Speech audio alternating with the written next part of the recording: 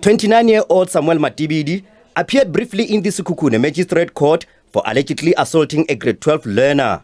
The learner was in her room studying at the school's hostel for the exams when the incident occurred. She was assaulted with a belt and a shoe. Matibidi is facing a charge of assault with intent to cause grievous bodily harm. The matter has been postponed for a further bail hearing. So the matter is hereby postponed until the 22nd of November for formal bail application. We are remanded in custody, no bail. We are warned to be back in this court at 8 in the morning. The school and the SGB Council of South Africa have reacted to the incident. The school is very saddened by it. We were quite shocked on Sunday when we heard about it, but we were able to assist the young girl on Sunday. But on the morning of Monday, we took her to the doctor, and then we had a hearing with the alleged culprit, and then he then decided to step down after that. Then yeah, so far that's what we have done. Also, we have supplied the young lady with counseling. We have a social worker at school. We were so shocked, so saddened, so heartbroken, and we believe whatever happened to the kid will find justice, and the school will provide proper medical attention to the kid, and we wish the kid to prosper, because right now she's busy with the matric exams. The family of the learner says is taking legal actions against the school. The family gave us a mandate to assist them, and we started the process which culminated into a criminal case being opened against the perpetrator who assaulted the lady in question here. A case was opened and he was arrested. And the second step that we had been mandated to pursue is to institute civil action, in which we are going to be suing for damages in this matter, and we will obviously keep you updated. The school says it will continue to provide psychosocial support to all learners to ensure that this incident doesn't tamper with their academic performances, precisely because learners are now writing their final examinations. I'm Kokecho Mutau, SABC News, Mohlaletsi. All right, we are now joined by Chief Executive Officer of the National Association of School Governing Bodies, Matakanye Matakanya, joins us for a discussion on the spate of violent incidents in the school. And Tate Matakanya, a warm welcome to you. Great to see you again. Good evening, Dor. Good evening, and your listeners. All right, Tate Matakanya, what's your reaction to this particular story? And I mean, we'll talk to, violence in general at schools, but, here we have a situation where a teacher allegedly assaulted a learner. How do you react to a story like this? Thank you once again. It's a worrying factor. I think National Association of School Governing Bodies is really concerned that the advent of democracy in this country, 1994, to date, I think we are just getting to 30 years thereafter. The Bill of Rights was really given to each and every one in the country, irrespective of whether you are young or old or what. It was equally given. So, and corporal punishment was one of the areas that was no. And if you remember,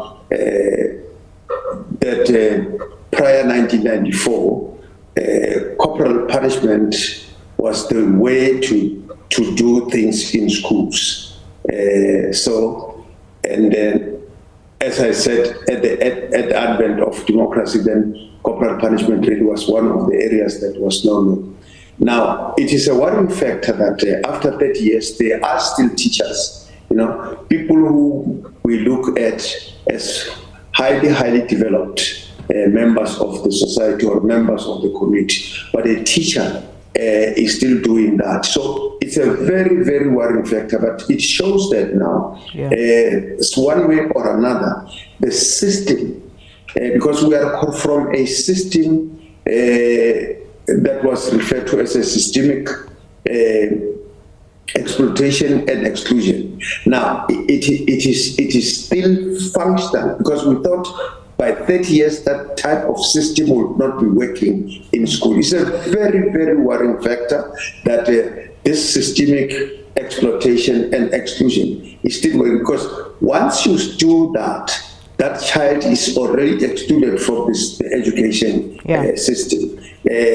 And by doing that, you are also exploiting that child, because that child will never go to school anymore and all those things. Now, what do you expect if a child has not gone to school? So it's a real worry. I want to call upon police to act swiftly and send a very clear message to any person who is really attacking any person.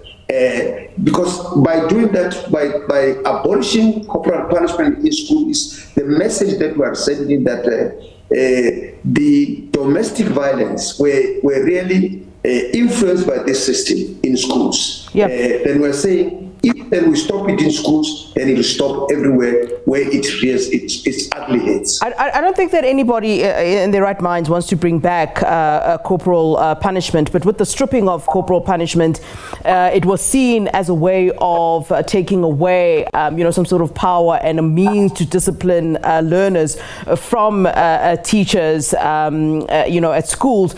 Are teachers adequately trained in different methods or different ways to instill discipline with learners? Because no doubt there needs to be some alternative when it comes to dealing with students, as opposed to physical violence or corporal punishment, which of course, as you say, as you rightly say, was abolished. So, but are the teachers adequately trained? Do they have other skills and other resources and other ways and means to deal with the issue of ill discipline in schools? We hope teachers are, as I said earlier on, that those are members of community who are highly developed.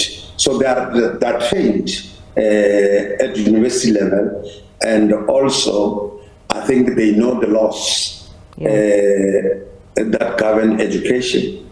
And so they know that by beating a child, by attacking at the child in school is unlawful. They know those things, but it's just that now they really test the system by doing that. Because the truth of the matter is that they cannot become teachers if they have not been taught that now you are going to go into this environment, and these are the do's, these are the don'ts. You do this, you don't do that. They know that, but now, and I said earlier on that it's a worrying factor that we are expecting them to lead with dignity, to lead, because I mean, by beating up this child, by attacking this child, you are taking away the dignity of this child. So the laws are there. The school governing bodies in schools formulate a policy which is called a code of conduct for learners. Once a learner in class disrupt or undermine the teacher or do all those things, the simplest things, you don't even touch that teacher, to quickly report that child. And quickly that child must be suspended from the school.